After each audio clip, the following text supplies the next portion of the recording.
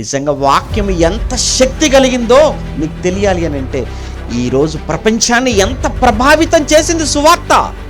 ఎలాంటి వాళ్ళు తెలుసని, మీరు ఆఫ్రికా, మీరు కొన్ని మిషనరీ స్టోరీస్ ఉంటాయి. కొన్ని దశాబ్దాల వెనకకు వెళితే మిషనరీ సువార్థికులు వాళ్ళు ఎలాంటి వారికి, ఎక్కడికో అడవుల్లో ఉన్నటువంటి అనాగరికులైన కొండజాతి ప్రజలు. కొన్ని సందర్భాలలో భయంకరంగా కొట్టిన సందర్భాలు, చంపిన సందర్భాలు, చివరికి వారినే తినిన సందర్భాలు కూడా సువార్తకు వెళితే చంపేసి. కానీ వాళ్ళంతా మారారండి. ఈరోజు మారారు. అక్కడికి వెళ్ళటానికి ప్రభుత్వాలు భయపడ్డాయి, అక్కడికి వెళ్ళటానికి అధికారులు భయపడ్డారు. కానీ ఒక సువార్థికుడు బైబిల్ చేతపట్టి వారి మధ్యలోనికి వెళ్ళి సువార్తను ప్రకటిస్తే వాళ్ళ జీవితాలు మారిపోయాయి. ఏమనుకుంటున్నారు? అది వాక్యానుకున్న శక్తి. ఇది ఏమనుకుంటున్నారు? బైబిల్ అంటే మీకు చూడటానికి నల్ల అట్టాగని కనపడుతుందేమో, కానీ నీ నల్లని రాతి గుండెను కూడా మాంసపు గుండగా మార్చగలిగినటువంటి శక్తి కలిగిన వాక్యం బైబిల్. చీకటితో నిండిపోయిన నీ హృదయాన్ని వెలుగుగా మార్చగలిగిన శక్తి కలిగిందయ్యా చేతిలో ఉన్న ఈ వాక్యం.